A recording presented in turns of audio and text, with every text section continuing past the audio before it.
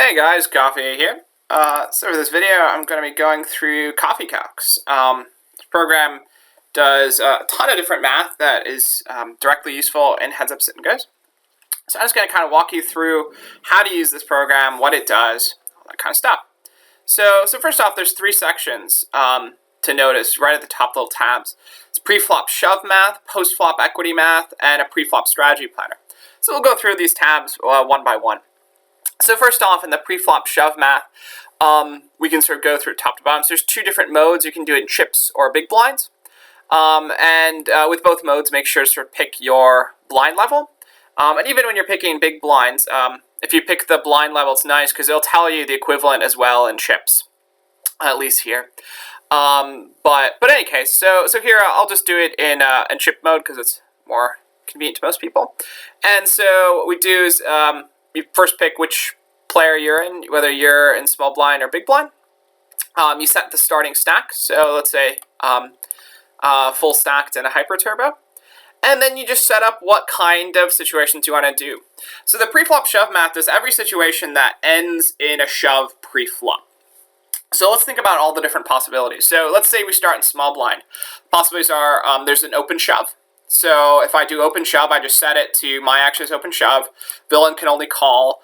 And all we need to do is assign villain a calling range. So let's say we're deep stacked in hyper turbo, and we think our opponent will call something like, I don't know, this is kind of a common range. And you can maybe less of that. And you can immediately, while you're even adjusting it, it'll immediately tell you which hands are profitable open shove and for how much. All of these numbers are in expectations compared to folding, open folding, to whatever the folding option is. So in this case, you can see this would be you can open shove ace-2 off versus this player, but notice the expectation's really poor. It's only 1.44 chips better than open folding. So one thing immediately I can point out, so if you hover over this hand, you can see immediately at the bottom the actual EVs. So you end up with seeing, what the EV was if you fold, if you shove, in terms of your stack. Here's the little difference.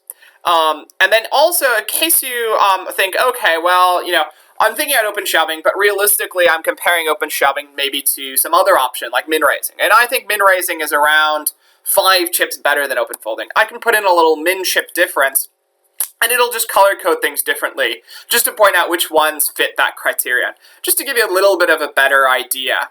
And then I think, okay, well, now I'm looking at, these are kind of stronger hands, so now I'm thinking maybe, once I'm looking at these stronger hands, I'm thinking maybe I want like a small blind better than open folding, so I want a plus EV from start of hand. And then you can start seeing, which hands still are left.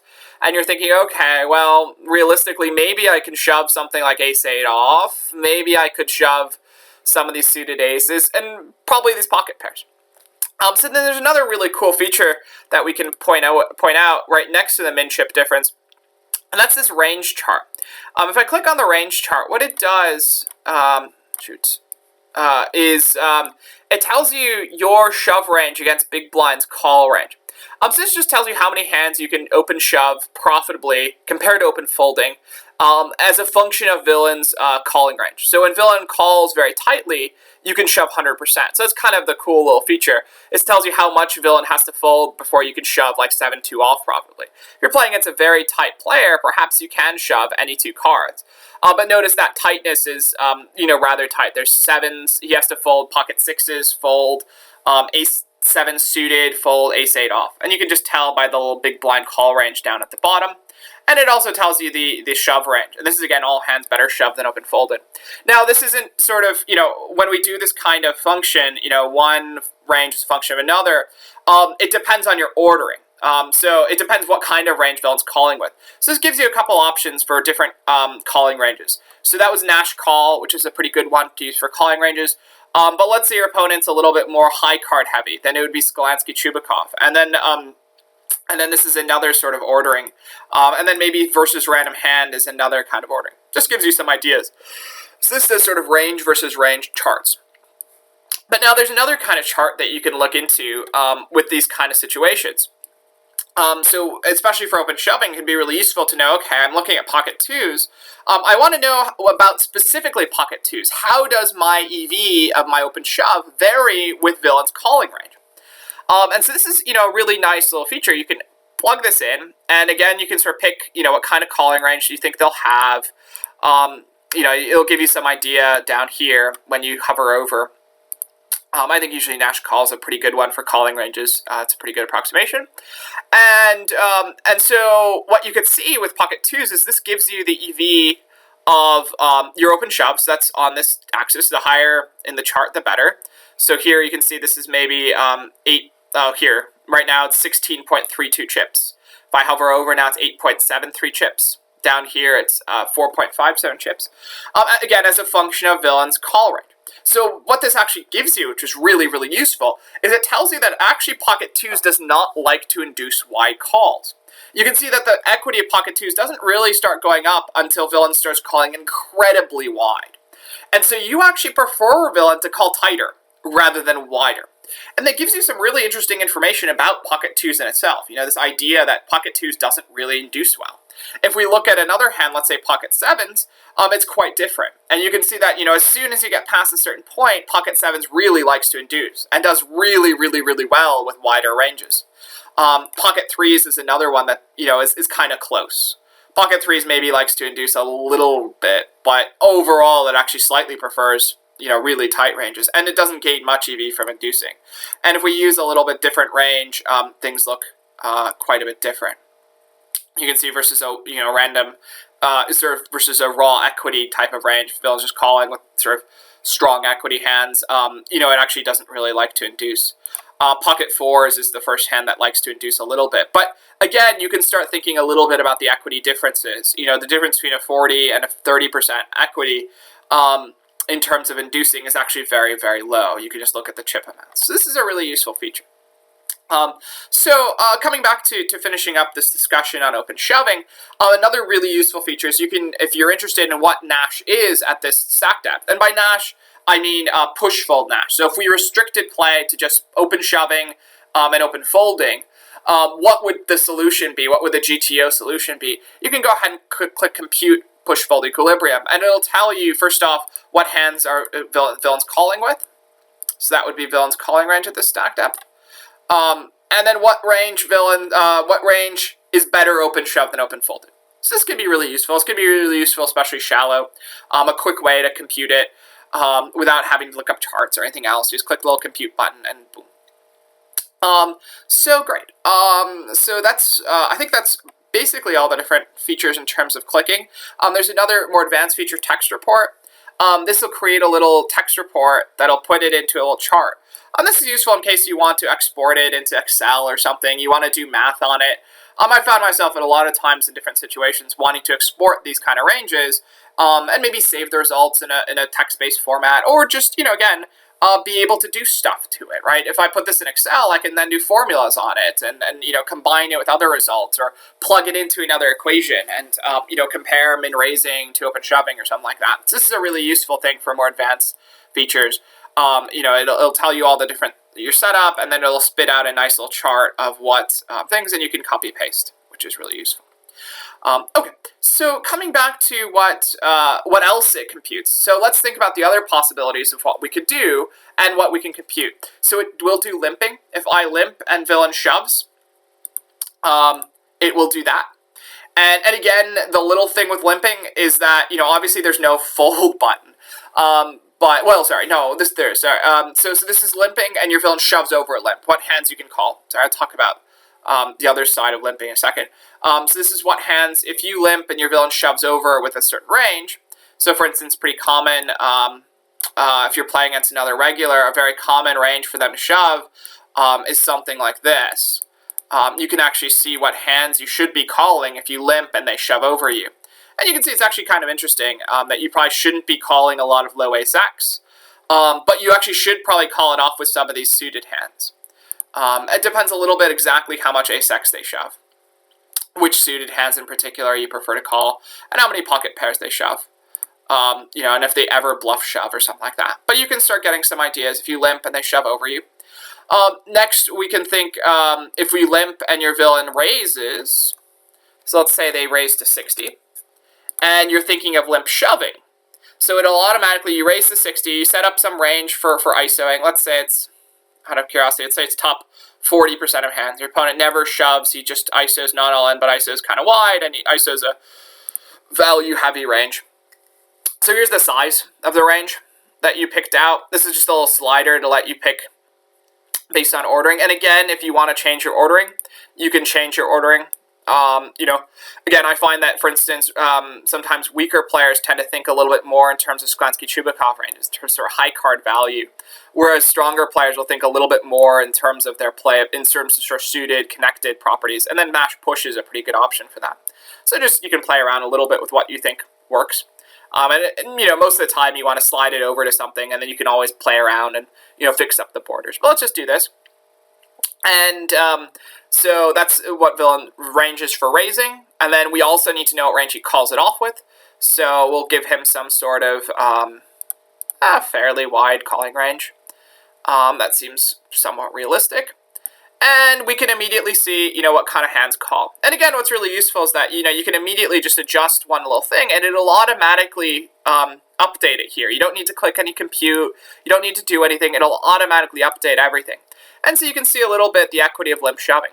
So you might have read in some, watched in some video, watching a player limp shove something like ace-2 off, and you can try to apply that, play to your situation. You can put in what kind of range you think your opponent is raising, what kind of range they're calling, and you can see the equity of limp shoving. And you can see that oftentimes these low offsuit ace-X don't limp shove very well. So you do need to be careful, and you need to be, first off, maybe critical of the video you saw it in, but also understand the sort of situation they were in and see how things differ with different raising ranges or calling ranges. If I change this raising range and maybe take out some of the hands that maybe shove, but then maybe increase the number of sort of wide, thin value hands, and then leave the calling range, and then put the calling range maybe a little bit tighter. Now you can see that there is a lot more room to limp shove low offsuit ace-X. Now it looks really, really profitable. So you have to be very careful with some of these inputs. You can see limp shoving, you can even limp shove some, possibly some suited hands as a bluff even. So it's well worth considering. So that's why it's so important to deal with these kind of inputs very well. And so then that's as far as it goes. It doesn't allow like 5 betting. So I can't have a limp, raise, re-raise, shove over. It sort of limits it to 4 bets. So that's one of the limitations. This is as far as you go. Similarly, if we did min raising, we could do the same kind of analysis. We could look at, we min raise, villain shoves over us. What kind of range are we calling? And so here's another example one. Very common, you'll deal with this situation deep stacked in a hyper turbo, and you might want to think, what's a good calling range to have versus a 3-bet shove after we min raise. And so one of the really nice things again about this program is that you can actually do mixed ranges as well. So this is one place where it's very useful. So let's say we think our opponent is, has sort of 3 hand types. They'll, we don't really know our opponent, so we think there'll be something. Sometimes he'll very rarely shove something. He'll maybe shove something on half the time, and then it will say he always shoves it. So let's say some of these kind of middle ace-X are always shoves from a lot of players. That's not a terrible assumption. So I'll put some middle ace-X as always shoves, and I'll put low pocket pairs as always shove. Let's say something like that. And then we have some hands that maybe sometimes shove. And I say around 50% of the time. And these are hands that people often 3-bet not all in. Because, you never really know. A lot of people put these hands into their not all in 3-bet range. So you need to be, but sometimes do shove them. And then we have some hands that people very rarely shove. We'll put in some of these hands. We'll put in some of these hands. Like, you see them occasionally. But they're pretty rare. And similarly, I'll put some lower ace-X. Maybe those should be higher, but you can play around with your own inputs. I'll put some low-suited kings, some sort of bluffs, essentially. I'll put some bluffing shoves here. And I'll maybe put some, maybe even more complete air-type bluffs. And so you can put this kind of mixed range in, where you have, a set of hands that always shove, some hands that sometimes shove, and some hands that, once in a while will shove. And you can do math on that. And now you can kind of see the hands that you should be calling off with. And I actually think that we ended up with about a really quite good calling range. This is essentially my calling range read list. Ace-9 off, Ace-8 suited, and then suited Broadway.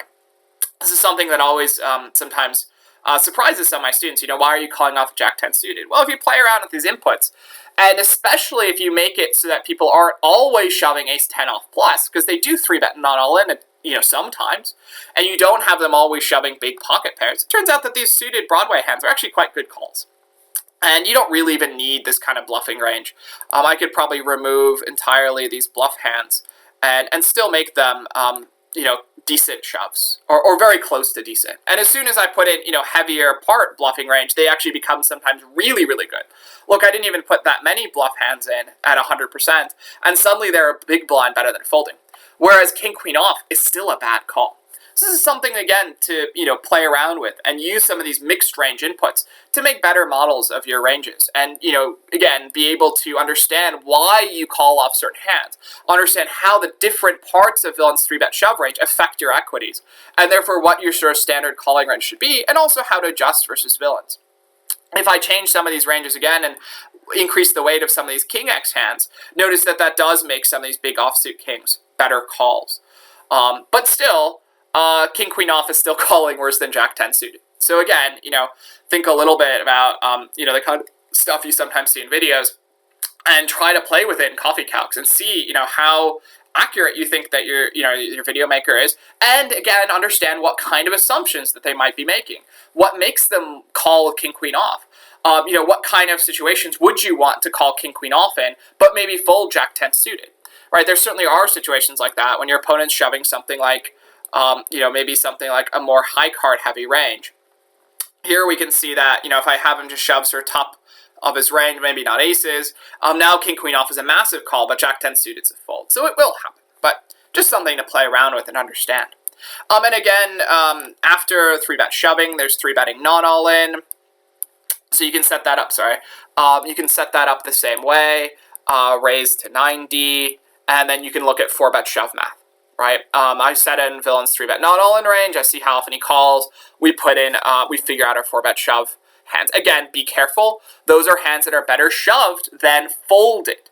So always keep in the back of your mind, how good is calling?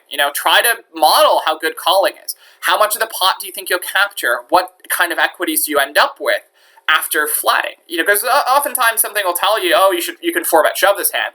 But if the 4-bet shove math is very close to folding, maybe flatting is a better option. So just something to think about. But it does do 4-bet shoving as well. So that's all the sort of small blind stuff. Big blind wise, it does all the same thing. You set up your opponent's strategy, you do open shove, and you can figure out, if he open shoves some range. So again, let's say we're sort of deep stacked and we think he open shoves low pocket pairs. But maybe occasionally he open shoves some, low offsuit ace-x. Probably just low offsuit ace-x. And that's, you think that this is a kind of common range for your specific opponent. You can again, oops, I wanted to use the 10% one. So you can again sort of see which hands are profitably called and folded. Again, it's sometimes very wide. People looking at this for the first time might think it's surprisingly wide, just because you get such good pot odds with low versus low pocket pairs with connected suited hands.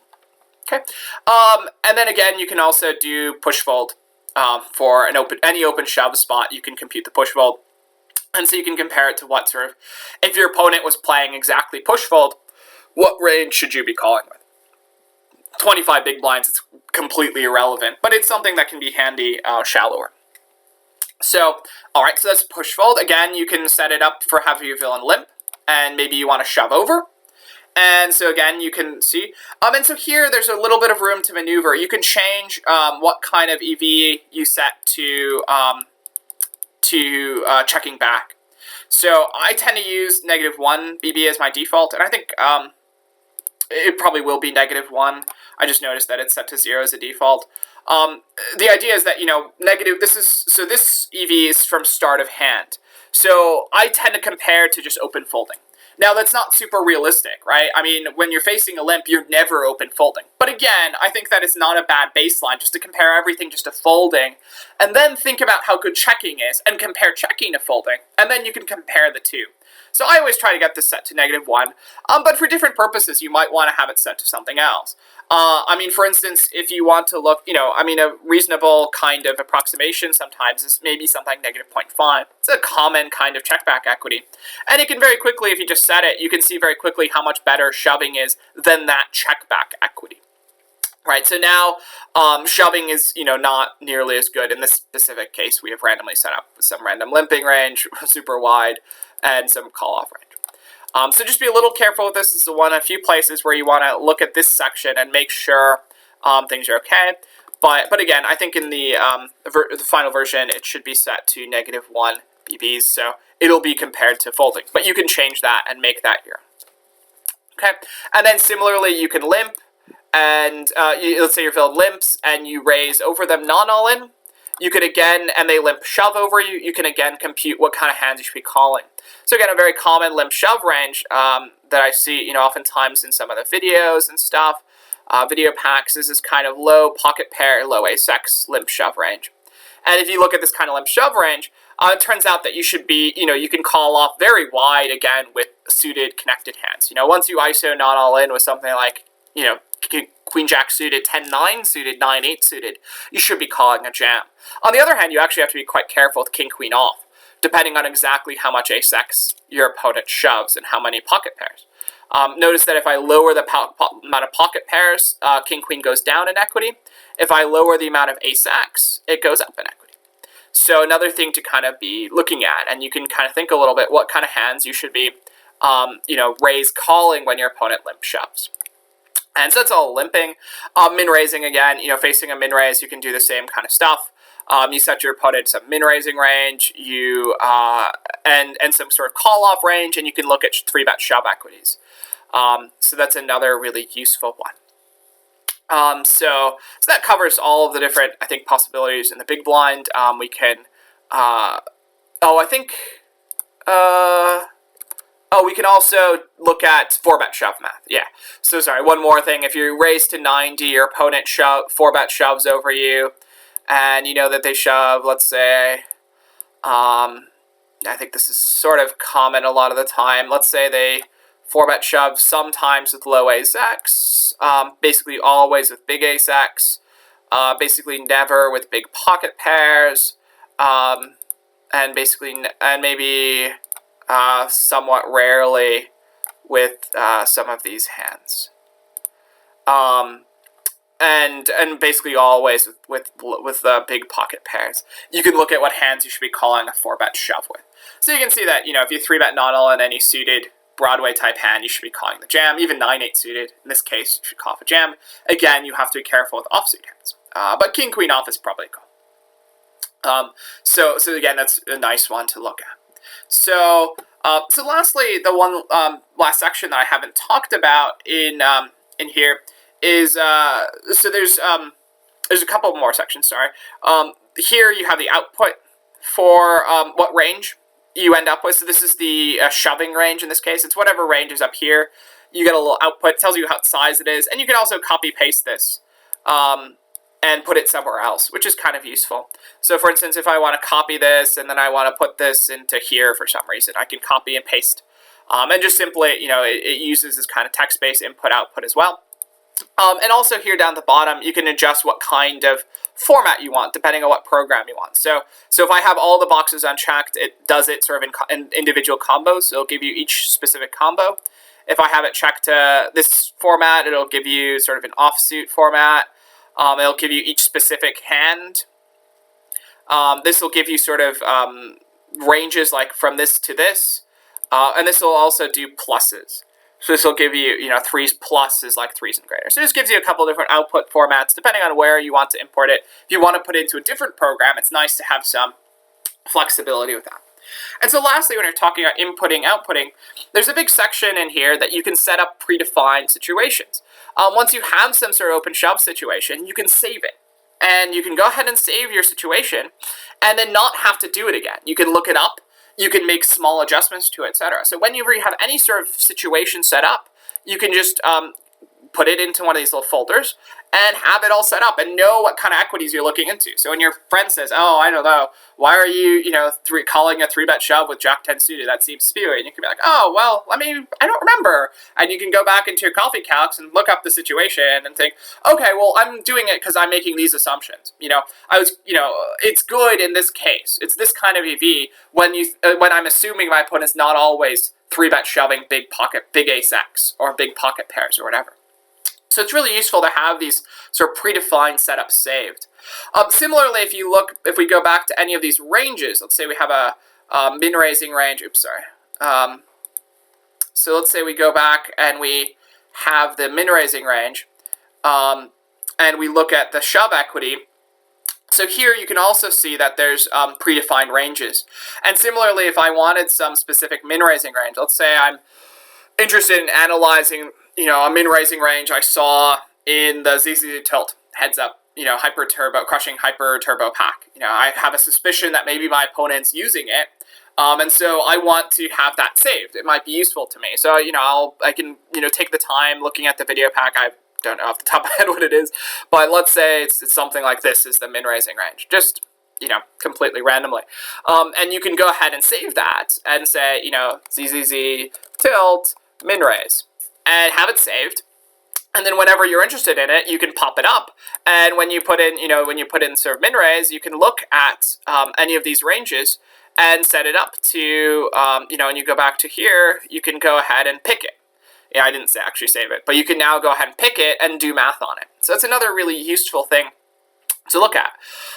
So it's another way to make your work go further, making sure you save your different ranges, have these kind of setups pre-done. And so whenever you do work, I really encourage you guys to save it for later, because you never know when it'll come in handy, and it avoids you a huge amount of study work recreating things. This lets you go back and review your results and go back and study it and look at it and make small changes to it without having to set it all up again.